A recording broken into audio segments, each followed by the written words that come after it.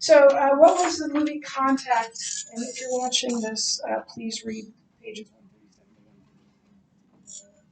137 first. So, what was the movie Contact trying to convey, and what sort of contradictions are clearly evident? Um, yes, I mean, a, a, a fictional movie can't prove the existence of aliens, and I don't think that's the point of it. Certainly not the point for our purposes. So, what is the point? Sequences, well, I guess it's kind of, they're using a specific example to a broad example that basically specific sequences need intelligent thought or life behind a pattern of intelligent Yes. What else? Search for intelligent life, look for a message or intelligent creation that naturalized such as a message. Yes. So SETI, the real SETI, is looking for something that only an intelligent being or something that has intelligence could create. In the case of the movie, which is fictional, the actual program is real, but is fictional. They still haven't found anything. In the fictional movie, there are these prime numbers that are being tapped out, right? And so they say only an intelligent source could do that. The radio waves in space conveying prime numbers in order must come from an intelligent source. Now that hasn't happened, but if it did happen, it would have to come from an intelligent source, as admitted by atheists, right? So then what is the contradiction? Yes. Because the message of our design and how we see that as a very specific, detailed thing, but they say that's not. Exactly. So any number of things, including the DNA that we carry, are far more complex. Our brains, the universe, are far more complex. They say those evolved from non-intelligent source, actually non-intelligent chemicals, by accident. So prime numbers in order are the result of intelligent life.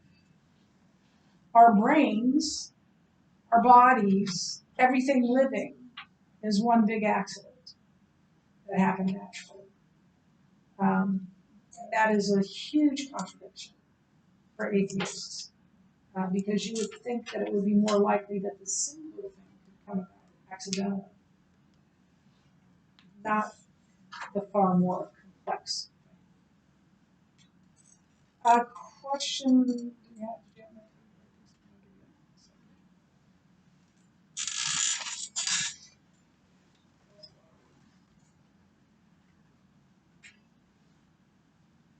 according to the ardent evolutionist Carl Sagan, how stunning is the human brain?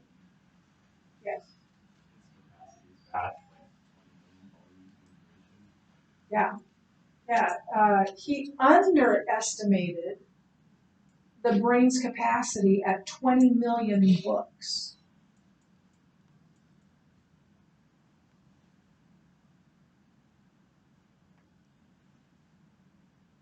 And the word picture for 20 million books was 1,000 books stacked on each seat of Madison Square Garden, which has 20,000 seats.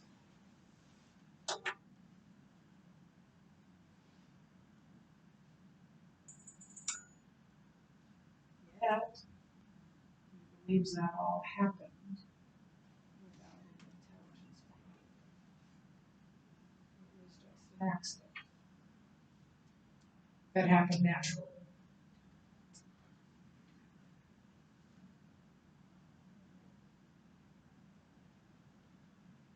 Based on what you already know, because we've only mentioned it, we haven't talked about it. What's the difference between microevolution and macroevolution? Microevolution is a smaller scale. It's things like animals or people adapting to their environment to be able to continue to survive. While macroevolution is generally what we just call evolution, the idea that one turns into another. Yes. Microevolution is animals adapt to their environment. Macroevolution is when they adapt it to Yep, you both have it exactly right. Microevolution happens within a species. So the most famous example was Darwin's finches. He had these finches, and he noticed that when it was winter and when it was harder to find seeds, these finches' beaks grew longer. And then when seeds were plentiful, they shortened again. And we'll talk about this in great detail. That's microevolution, changes within a species that go back and forth depending on uh, their surroundings. By the way, I see that as the act of, an act of God to help His creation survive. Right? But that's microevolution. We can we can test microevolution.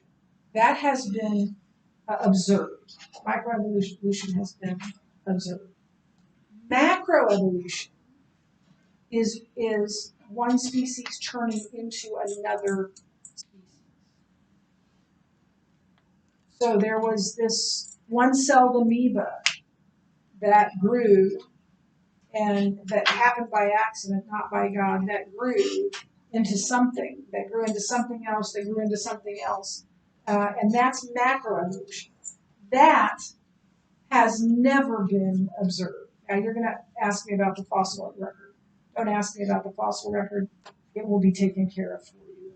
Yes. So, a question. Yes. There's no. Is there any theory as to like evolution or like the species getting less complex? Like, is there any like claim of that? Because if not, then I don't really understand how they say we went from like a one cell, we got another one, and it gets like bigger. How then today we see the little one cells?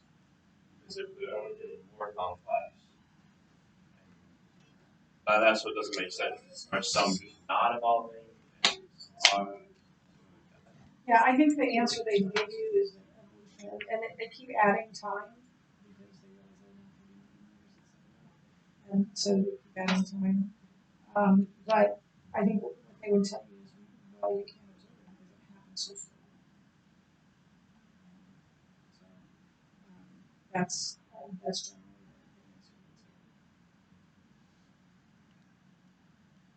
Any other questions? Okay, so um,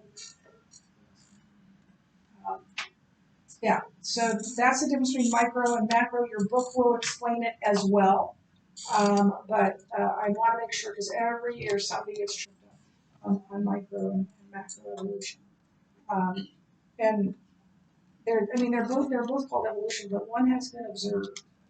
So if someone tells you they believe in evolution, I would first delineate with them like micro or macro, which one are we talking about? Also, as I've told you before, and I tell my senior class a lot too, if you ever get in a conversation with someone about this and it becomes an argument, stop, apologize, and yeah, because no one was ever argued. And don't let it be a conversation. It can be even a respectful debate. But you're pushing them harder away from Jesus, not them closer. Okay, so if you can work on your verse mapping now. You will have some time on Wednesday and some time on Thursday to work on that. Your verse mapping is due on Friday. So if like let's say on Wednesday you're like, nope, I'm good. I don't need time on my verse mapping, or Thursday, then bring something else to work on, so that those who are going to be working on their verse mapping can do it. Okay? Questions on that? Excellent. So, you can work on that now.